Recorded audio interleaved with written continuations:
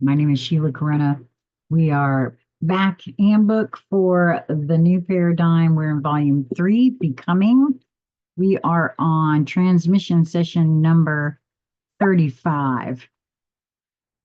Uh, Page 341 if you're following along in the book. As the sequence of events seem to accelerate and lineal time to pass more quickly, the chaos will grow. Now that's kind of interesting because I also was guided just recently to share.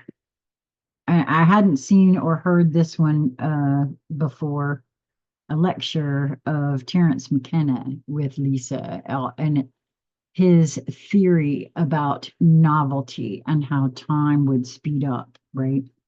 This was an interview that was conducted in 1998. So it was very interesting how that sentiment was put forward back then. Each individual will experience their own sequence of events that are only a small portion of the total picture. The controlled media will report only segments of true picture. When viewed from the perspective of the planetary whole, there is a far greater degree of chaos now present than can be perceived by humanity. Those yet in zones of calm have little framework of reference for the experiences of those who are in the midst of war, geological, or weather phenomena. Though greater global awareness is present, yet there is little exchange of actual experiential trauma between these separate experiences. It would not serve the planetary wholeness if there were such a connection so that all were experiencing the trauma of those within the distressed areas. Those that appear to be uninvolved serve to hold the equilibrium of the planet steady as the chaos is experienced elsewhere. There is a balancing that takes place. And again, that's another reason in my mind for uh, the separation of beings that are of like mind, being located in different portions of the country or the world or the geographical locations, and not all gathered in one spot kind of deal. It is planned to increase the experience of chaos in order that this balance may be forfeit. This plan to deliberately upset the balance by increasing the chaos beyond the planet's ability to retain its balance is based upon the theory that once the imbalance reaches a certain point, it can be pushed into a negative vibration that will block its access by positive energy foci. In other words, the planet would then be wholly owned by those of negative energy vibration and would then be no longer accessible by those of balanced or positive energy vibration.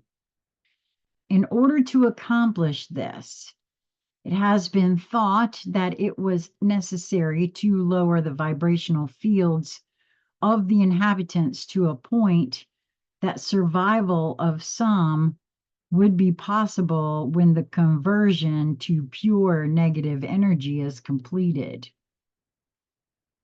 The installations of massive energy converters in order to bombard the ionosphere have been planned for this purpose. The testing of these converters appears to be for reasons other than what is planned.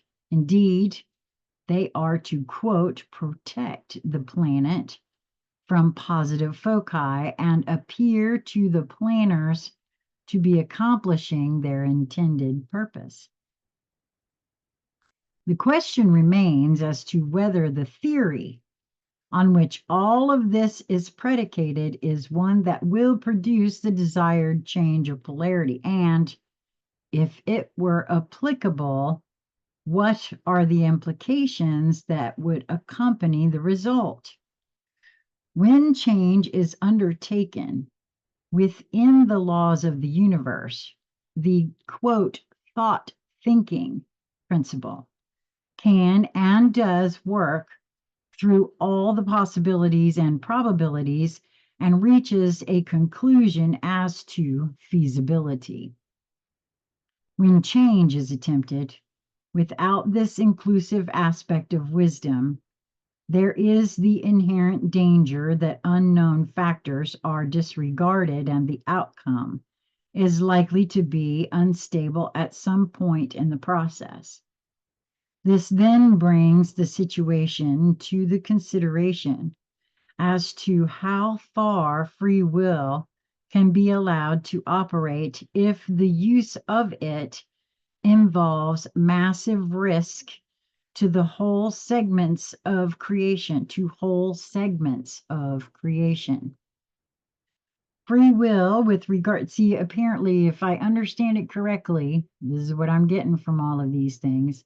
The plan is to use Earth, the people's thought thinking within itself, the chaos that is being sown, to flip the polarity of this universe into a solely negative focus with no good to balance it out, no positive, no other side. Which I don't know how that would work, but that's just me because I'm just learning that it is a balance, right? So, at any rate, because free will is a real thing, but it will also affect creation because, there's been channels like this that have talked about the nuclear weapons affecting creation and will no longer be allowed, right? We're actually put a stop to in some real way. Free will with regard to individual experience is inviolate. However, when, quote, will is focused into a situation that is for the deprivation and destruction of not only the free will choice of evolving consciousness, but to the point of destruction of the soul energy at the basis of life expression, then careful consideration must take place as to how this situation may be handled. The situation not only demands consideration and decisions, but also involves the decision of what intelligent foci may be involved in making that decision. In other words, a stacked deck cannot exist either for or against the continuation of the experience. This creates a considerable dilemma in coming up with a consortium of qualified and empowered beings willing to become involved in such a situation, for serving in this capacity puts their own evolution at risk. And what I feel that means, the way I've understood that in this context, is that star seeds came to this planet because the rules are you have to incarnate here. Also, the rules are you cannot come in fully remembering everything and knowing who you are, because there's a veil of forgetfulness, because that's part of the deal. We have to figure out who we are and come to that uh, in our own timing. And there is that risk that one may not do that in time, right? So that's what that's referring to. I feel like someone must have a question about that. Evolution is in reality a growing participation in responsibility. Yeah, that I feel that to be true. It is not a movement to a utopian experience of lesser involvement or fewer responsibilities. Yeah, there's a lot of misunderstandings about that, I feel. Just as maturation into earthly experience naturally involves greater participation and responsibility, so also does evolvement into the higher dimensional realms. A great talent search was initiated in order to find a cohesive group willing to consider the dilemma that the situation upon this small planet contains. To say that it covered a great deal of manifested reality is an understatement. The vested interests in the future of this planet are varied, well established, and of intensely determined purpose. At the irrefutable basis of any solution is the will of the human population on the planet involved. It is then self-evident that those who would retain their control of the planet would make every effort to make sure the inhabitants, quote, decide that change is undesirable. Herein lies the purpose of the massive release of communication devices and the focus on the retention of the victim consciousness. The foundation of victim consciousness has been carefully laid within the religious foci from the very beginning. That's so true. It has allowed for control of the progress of mankind, not only in the discovery of the quote, godlike qualities that are inherent to all, access to the understanding and application of the universal laws, but also to the understanding and ability to relate to, quote, the creator mind that is available within the outflow of undifferentiated energy at the basis of all creation. You see, this for me goes to the feeling, the knowing feeling that I have that we are actually creating our reality as we move. That thought thinking within itself is actually a real thing and plays into, because I believe that I'm in my bedroom, that I'm speaking to you in front of my computer, and I'm moving and activating that as a reality. I'm creating that in these moments. I can sit here and just do it and not even think about it, or I can see that I am creating that reality for myself. The key to the entry of the gathered wisdom foci is held within the collective mass consciousness of humanity.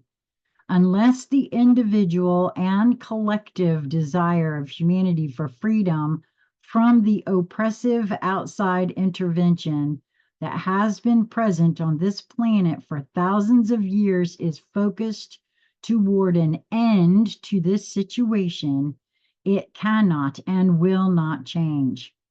The only possible help that can be given at the moment is to focus energies into the available thought realms surrounding the planet in the hope that individuals will accept these subtle suggestions to augment the desires that are already there to bring forth a change within the collective thinking of mankind as a whole. This seems like drops into an ocean of misery, but in accordance with the free will principle, nothing further can be done.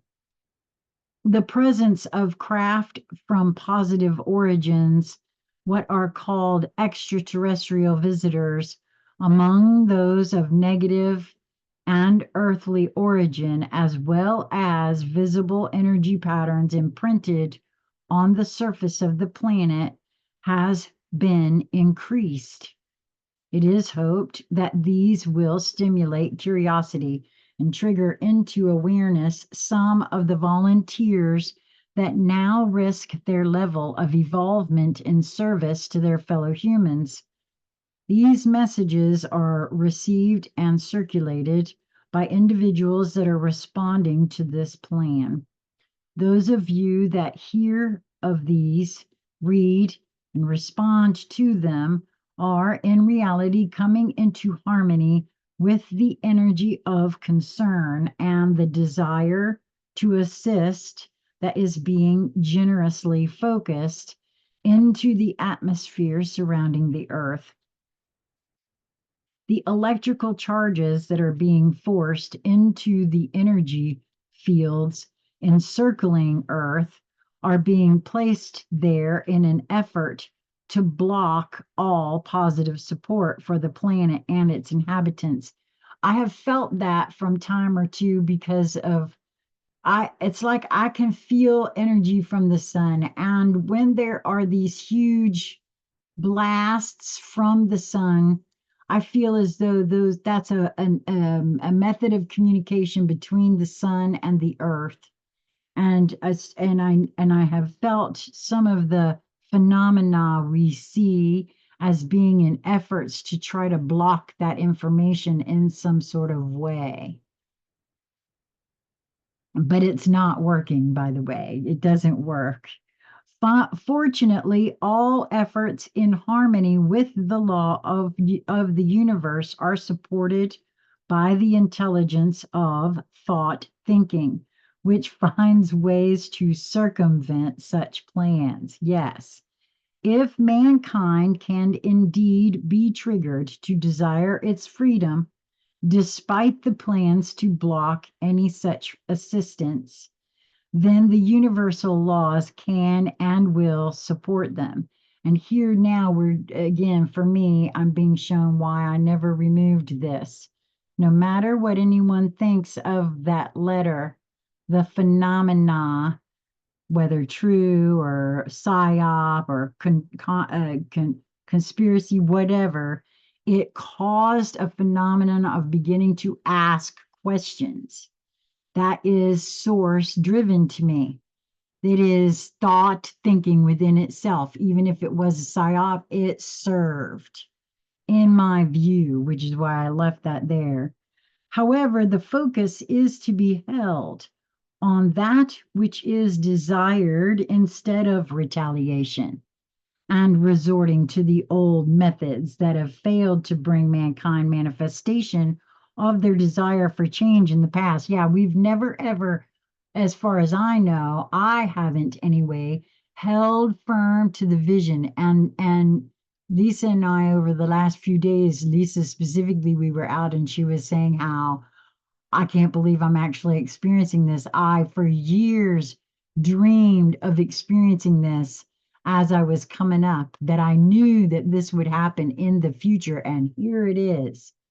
And that's absolutely so. That's happened quite a bit. And more are beginning to see that for themselves, I feel, right? For ourselves, everyone will. In other words, the focus must not resemble that which it is desired to leave behind, right? If we don't want the crap we see to continue, then it has to be a now for something completely different, and open ourselves up to the plausibilities, the potentialities that are there that we will decide to pull in. The human population that desires to experience the opportunity to evolve in freedom from oppression must focus on what is desired and let go of the experiences of the past. These have led them in a continuous circle of repeating what has been taught to them by the example of their oppressors. The same blood/DNA of those oppressors flows through the blood of humanity. This is very true. The question, I mean, how many times has that been shown recently from people who have been in support of this or that or the other, and then shown to have the blood of those ancestors running right through their veins as well, right? No one is left out of any of this. It's all there. The question remains as to whether there are enough humans on this planet that have evolved beyond those genetic aberrations that do not serve their advancement. Can they focus on the desire for freedom from the repetitious patterns of life as they know it and transcend it into a new paradigm of experience? Can they now live those experiences into wisdom? Can we? I mean, honestly, that's a really good question to ask ourselves. That's it for number 35. We'll be back with number 36. I hope that you will consider these questions for yourself and more as you move through your day. Always move towards that which brings you the highest joy or that which draws you, your curiosity. There's a reason that we're drawn to things, even if we don't get it and it doesn't make any sense. There's a reason, and we won't know what it is until we move towards it. What if it's the one thing that we've been waiting for and we don't move towards it because it just doesn't even sound right? Till next time, be well, my friends.